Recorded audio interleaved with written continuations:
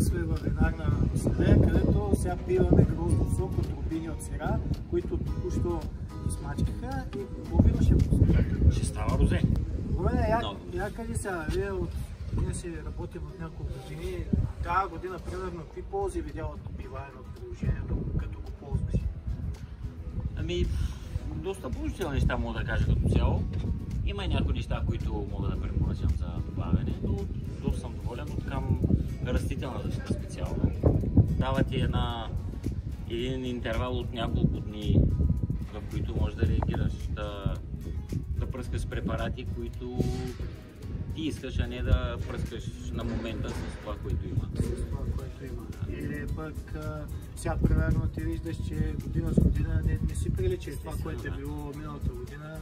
Ние изчисляваме вече спрямо тази година, спрямо условията тази година. Така е, така е. Следващата година ще можем по-отрано да си правим сметката защото сега като въвеждам напъпването, пошарване, гледам си интервала. Аз по този интервал мога да си направя сметка от напъпване, общо взето кога ще ми, след колко дни приблизително ще трябва да започвам да пилизям.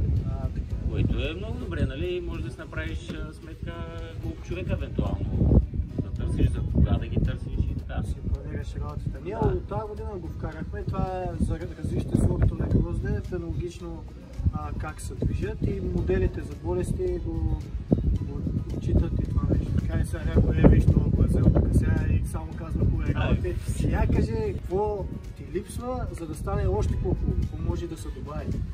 Ами, няколко неща мога да кажа, като това да има нещо като къде да се въвеждат, примерно, човекочасове за определена работа, за да може за следващата година да си планираш още по-добре колко хора и кога ти трябва и точно за какво ти трябва.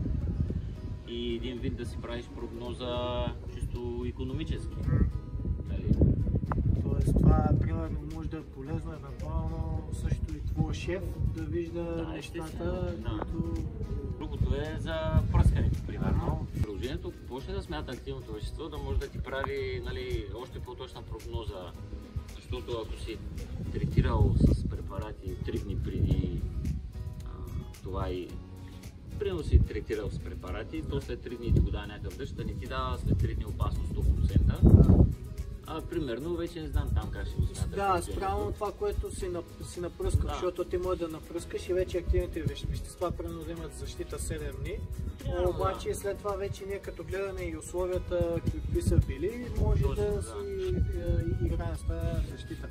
Между другото това го вземем предвид, защото си говорим и с баб, Бещана, като господари на терапията леката на Бещана, за следващия сезон възползвайте се от това нещо, вече ще го вкараме, за да стане максимално смислено.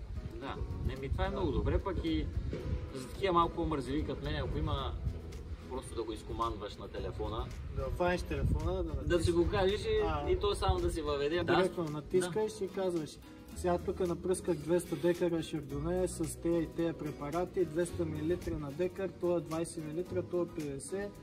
И вече това нещо се запазва като наблюдение и приключваш. Това е супер, защото аз примерно днеска пръскам, да кажем. Трябва да въведеш аз приключвам 12 часа вечерта, примерно.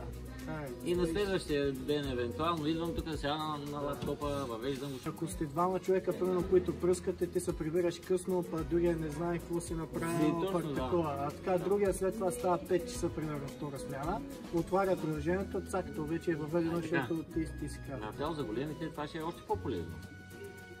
И при тях и самото планиране пък за работа ще е още по-добре.